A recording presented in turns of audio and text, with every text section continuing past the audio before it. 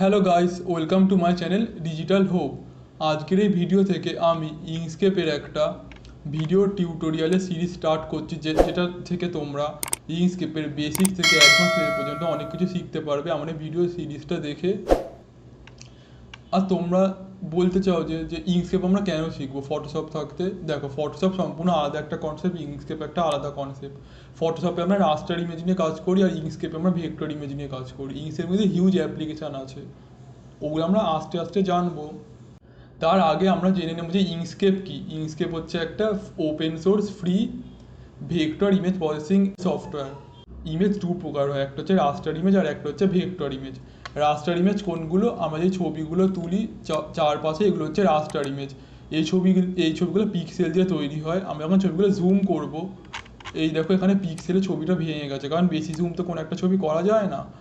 কিন্তু ভেক্টর ইমেজের একটা কি বৈশিষ্ট্য, এই স্কোয়ারটা হচ্ছে একটা ভেক্টর ইমেজ। ভেক্টর ইমেজ কিন্তু পিক্সেল নিয়ে তৈরি হয় না, ভেক্টর ইমেজ কিছু ম্যাথামেটিক্যাল ফর্মুলা দিয়ে তৈরি হয়। তোমাদের কোনো ম্যাথামেটিক্স না জানলেও চলবে, ম্যাথামেটিক্যাল এটার ভেতরে হচ্ছে ম্যাথামেটিক্যাল ফর্মুলা দিয়ে তৈরি হয়। তুমি যতই জুম করো না কেন, কিছু হবে না।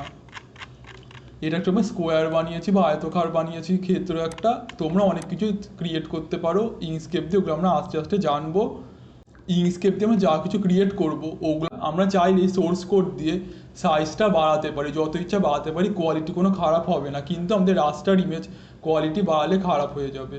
ভেক্টর ইমেজের হিউজ অ্যাপ্লিকেশন আছে, ওগুলো আমি তোমাদের এবার আস্তে আস্তে বলছি। প্রথমেই দেখো, এই যে থাম্বনেল, আমরা অনেকেই ইউটিউবে ভিডিও চাই, তারা ইউটিউবে ভিডিও থাম্বনেলও বানাই। এটা হচ্ছে আমি ইংস্কেপ দিয়ে বানিয়েছি। এখানে এই ইমেজগুলো, এই যেমন এই ছবিগুলো হয়তো রাস্টার ছবি, কিন্তু পুরোই ব্যাপারটা আমি ইংস্কেপের সাহায্যেই বানিয়েছি। আমি এখানে থাম্বনেল বানালাম, এক নম্বর হলো। তাছাড়াও তোমরা আর কি বানাতে পারো, এই দেখো অনেক আমরা মেনু ডিজাইন করি না, কোনো menu design, card design, poster design, সব আমরা ইংস্কেপের সাহায্যে করতে পারি। এই যে আমি একটা মেনু ডিজাইন করেছি, এটা পুরো ইংস্কেপ দিয়ে, কিন্তু কোয়ালিটিও কত ভালো দেখো। তারপর আরও জিনিস দেখো, এক্সপোর্ট মারার পর ছবির কোয়ালিটি ফাটতে পারে, কিন্তু তুমি চাইলে ছবির কোয়ালিটি আবার বাড়াতেও পারো। এটা আমি একটা কার্টুন ডিজাইন করেছি ইংস্কেপের সাহায্যে। এই কার্টুনটা কিন্তু পুরোটাই ইংস্কেপ দিয়ে আঁকা। তারপর দেখো, এরকম একটা পোস্টার বানিয়েছিলাম আমি সোনু সুদকে নিয়ে, এটাও ইংস্কেপের সাহায্যে বানানো। এখন এই ইলাস্ট্রেটার আর্ট খুব ফেমাস হয়েছে, অনেকেই অ্যাডোব ইলাস্ট্রেটার দিয়ে বানায়, আমি কিন্তু এটা পুরো ইংস্কেপ দিয়ে বানিয়েছি। টাইম লেগেছে, কিন্তু এটা পুরো ইংস্কেপ, লেখা টেখা সব ইংস্কেপ দিয়ে আমি বানিয়েছি এটা।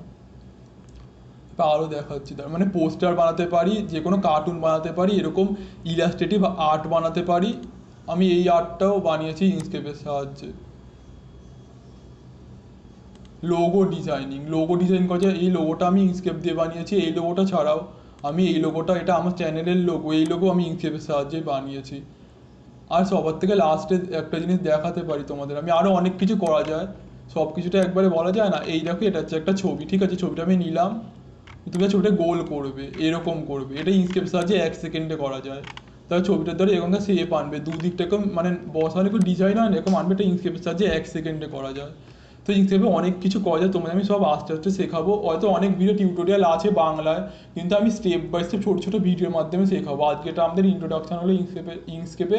তোমরা পরে ভিডিও দেখে জানতে পারবে যে কী করে ইংস্কেপ ডাউনলোড করতে হয়। ইংস্কেপ পুরো ফ্রি, অ্যাডোব ইলাস্ট্রেটরের মতো তোমার টাকা লাগে না। আমরা পরে ভিডিওতে দেখবো কী করে ইংস্কেপ ইনস্টল করতে হয়। তো আজকের ভিডিও এতটাই। তোমরা যদি ভিডিওটা ভালো লাগে তো প্লিজ ভিডিওটাকে লাইক করো, চ্যানেলটাকে সাবস্ক্রাইব করো, আর বন্ধুদের সাথে আরও শেয়ার করো ভিডিওটা। টাটা, ধন্যবাদ।